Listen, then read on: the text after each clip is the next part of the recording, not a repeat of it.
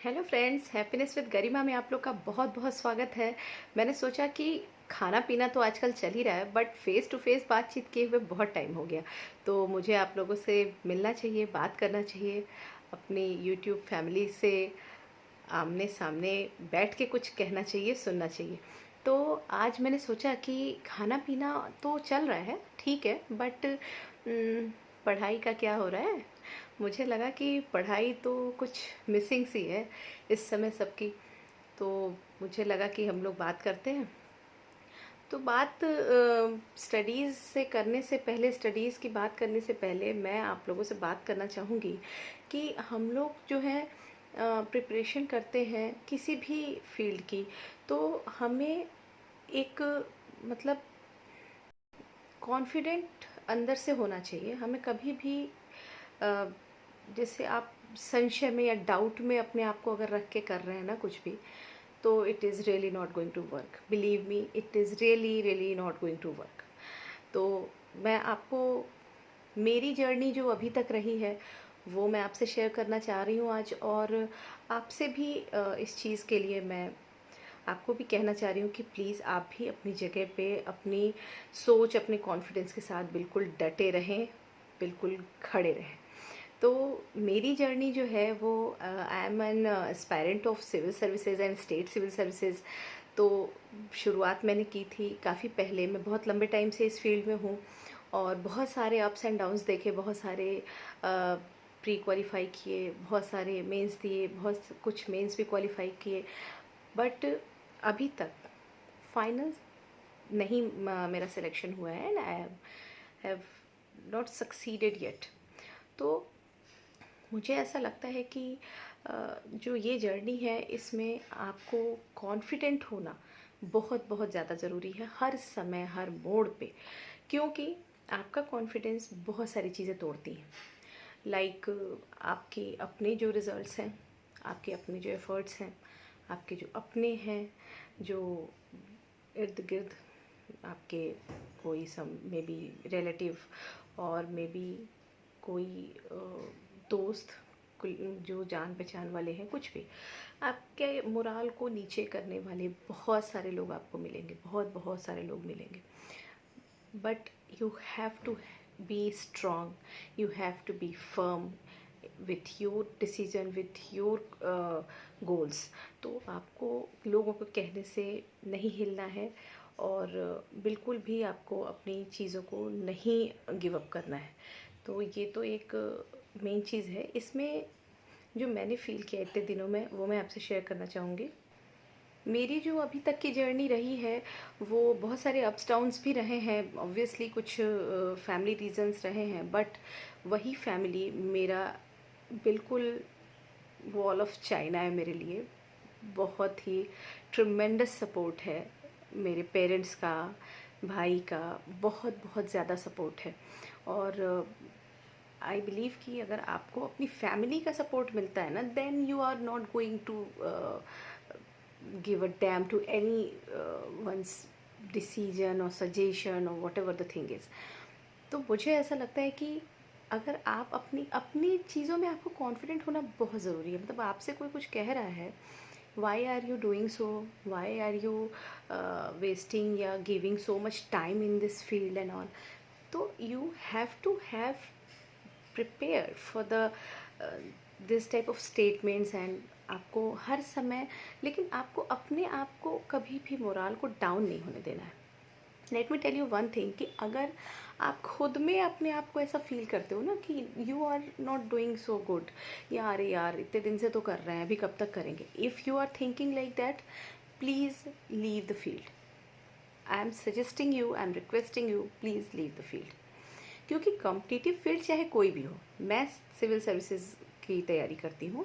आप जो एक 10th लेवल से लेके और ग्रेजुएशन तक के जितने भी सारे कॉम्पिटिटिव एग्ज़ाम्स हैं, इधर मेडिकल और engineering on any other examination, each and every examination needs your total confidence, total confidence। if you are shaking in your confidence इतू सा भी, then it is not going to work।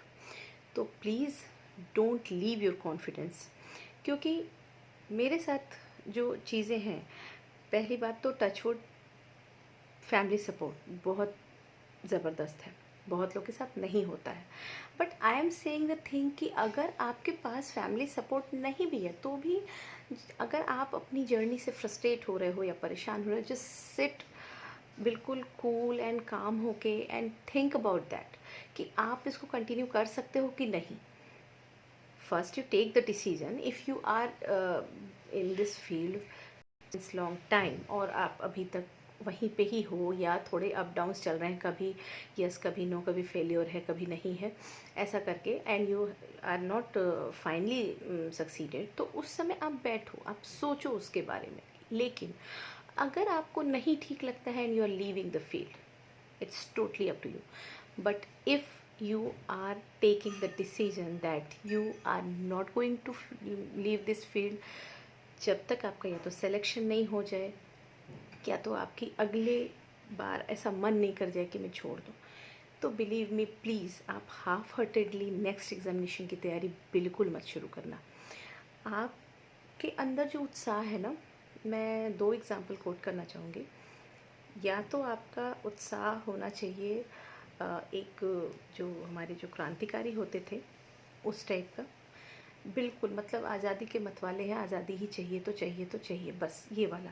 और या एकदम नन्हे छोटे बच्चे का जिसकी फर्स्ट या सेकंड स्टैंडर्ड की जो बुक्स और कॉपीज़ आती हैं उनको देख के उनके अंदर कितना एक्साइटमेंट होता है, या ये होता है यार मैं ये पढ़ लूँगा, मैं तो ऐसे लर्न कर लूँगा, मैं तो वैसे लर्न कर लूँगा।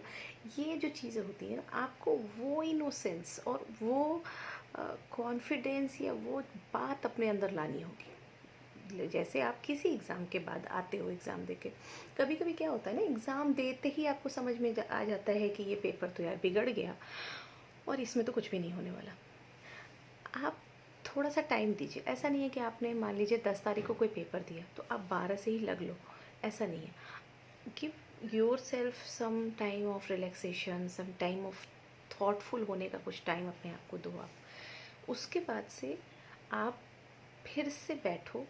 अगर आप इस फील्ड में कंटिन्यू कर रहे हो, क्योंकि जो हमारी इंजीनियरिंग, मेडिकल एंट्रेंस और एसएससी, रेलवे, बैंकिंग, ये जो एग्ज़ाम्स होते हैं ये भी इतने ही टफ़ हैं, ये भी बहुत इसमें भी एफर्ट चाहिए, सब कुछ चाहिए। लेकिन क्या होता है कि एज लिमिट कम होने की वजह से इनका ड्यूरेशन कम होता है। अटेम्प्ट्स कई जगह जैसे आईआईटी में है, जहाँ भी अटेम्प्ट्स है वहाँ पे अटेम्प्ट्स कम होते हैं, तो उनकी वजह से आपको जो है इतना टाइम नहीं मिलता। बट जो civil services and state services है वो उसमें अटेम्प्ट्स एज मतलब अगर आप कंपेरेटिवली देखें तो ज़्यादा है, तो इस वजह से आप ज़्यादा दिन तक इस फील्ड में रहते हैं। बहुत सारे लोग एकदम लास्ट अटेम्प्ट तक इस फील्ड में रहते हैं।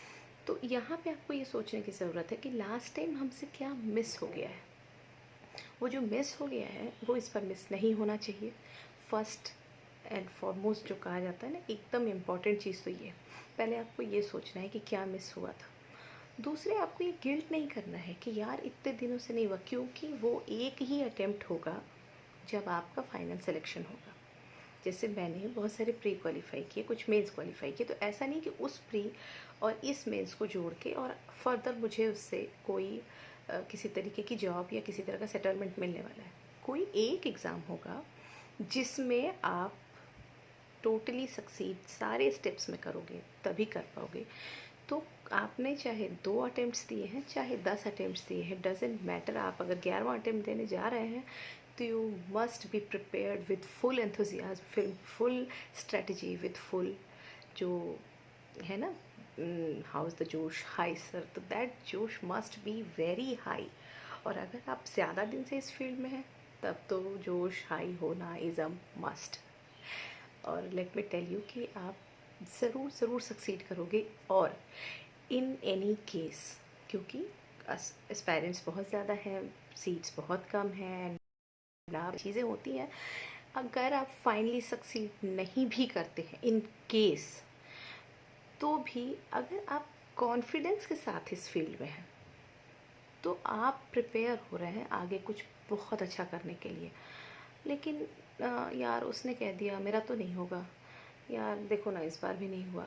तो if you are preparing for long time और विद दिस टूटी फूटी सी जो आपकी जोश है या टूटा फूटा सा जो आपका उत्साह है उसके साथ, तो जब आप इस फील्ड से निकलोगे, चाहे आप अपनी मर्ज़ी से 4-5 साल बाद छोड़ दो, चाहे आपके अटेम्प्ट्स ओवर हो गए तो आप छोड़ दो, चाहे आपकी एज ओवर हो गई तो आप छोड़ दो, लेकिन तब जब आप निकलोगे ना, then you will definitely feel like a loser कि यार अब तक तो कुछ किया नहीं, इतनी एज भी हो गई, इतना अटेम्प्ट भी हो गया, अब मैं क्या करूं।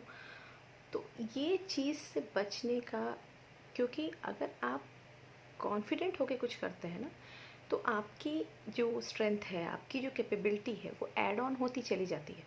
लेकिन अगर आप ये सोच सोच के कोई काम करते हो, यार अभी भी नहीं हुआ, यार अभी भी नहीं हुआ, पता नहीं मेरा लक कैसा है, पता नहीं मेरा काम कैसा है, पता नहीं मेरा तो दिमागी काम है, ऐसे ऐसे मतलब आप अपने आप को डीमोरलाइज करते हुए अगर आप काम कर रहे हो ना, तो you are really not going to do anything good in your life. क्योंकि लाइफ में अल्टीमेट हैप्पीनेस ये है कि हमारे पास लाइफ है यार।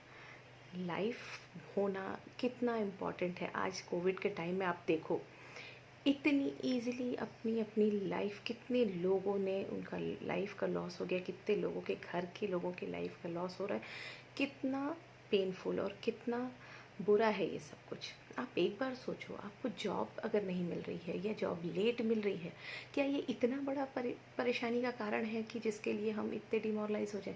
आप वहाँ सोचिए जहाँ इस तरीके की इतनी परेशानियाँ आई हैं, लेकिन फिर भी लोग लगे हुए हैं कि नहीं, हम जैसे अपने पेशेंट कोई है तो उसको बचाएंगे, ज़्यादा मनी लग रहा हो, ज़्यादा एफर्ट लग रहा हो, या कुछ भगवान न करे किसी के यहाँ कुछ मिस हैपनिंग हो गई तो फिर से संभलेंगे।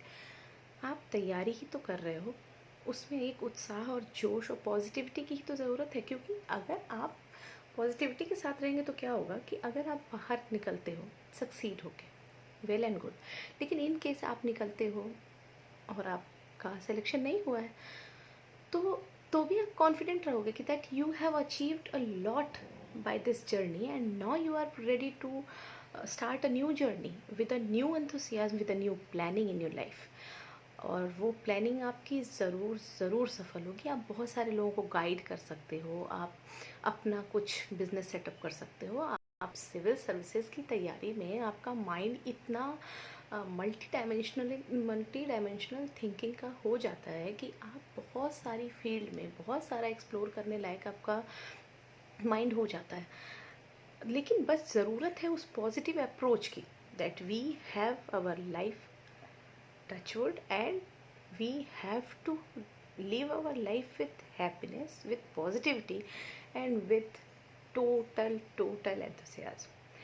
तो मैं उन लोगों के पेरेंट्स और जो रिलेटिव्स हैं उनको भी कहना चाहूँगी कि please support the students who are preparing. और स्टूडेंट्स से कहना चाहूँगी कि आप सबके सपोर्ट को आप चाह सकते हो, लेकिन ये हमारे हाथ में नहीं होता कि हमें कोई सपोर्ट कर रहा है कि नहीं कर रहा है। बट खुद का डिसीज़न, खुद का अप्रोच, खुद की पॉजिटिविटी या निगेटिविटी तो हम खुद से देख सकते हैं ना। तो प्लीज़ आप लोग बने रहिए। और ये इतनी सारी बातों के बीच में ये भी है कि देखिए, यूपी पीसीएस का एग्ज़ाम टल चुका है, हरियाणा पीसीएस का एग्ज़ाम टल चुका है, एमपी पीसीएस का एग्ज़ाम 20 जून को अभी तक है, बट आई होप कि वो भी आगे जाना चाहिए क्योंकि अभी कंडीशंस वैसी नहीं हैं। और यूपीएससी का एग्ज़ाम टल चुका है। तो जितने भी एग्ज़ाम्स हैं, आरपीएससी के नए फॉर्म आने वाले थे, बट ड्यू टू कोविड वो कहीं ना कहीं रुक गए, तो वो भी आएंगे। तो अगस्त से लेके और या जुलाई एंड या अगस्त से लेके हमें बहुत सारे लगातार एग्ज़ाम मिलने वाले हैं। आप लोग प्लीज़ अपने रिविज़न्स, अपनी पढ़ाई, अपने एंथुसियाज्म के साथ बिल्कुल बिल्कुल जुट जाइए। प्लीज़ जुट जाइए, आई एम रिक्वेस्टिंग यू। और हिम्मत नहीं छोड़नी है। अगर इस फील्ड में हैं तो हिम्मत नहीं छोड़नी है, और अगर इस फील्ड में हिम्मत छोड़ दी तो फिर होने से कोई फ़ायदा नहीं है। तो इसलिए अपने जोश को एकदम एकदम हाई बनाए रखिए। और हम लोग पढ़ाई लिखाई की भी बातें करेंगे, सिर्फ खाने से काम नहीं चलता। खाना तो ज़रूरी है, एक अच्छे मूड के लिए एक अच्छा फूड होना ज़रूरी है, बट हम लोग को पढ़ाई की भी बात करनी है, आगे करियर की भी बात करनी है, बहुत सारी बातें करनी है।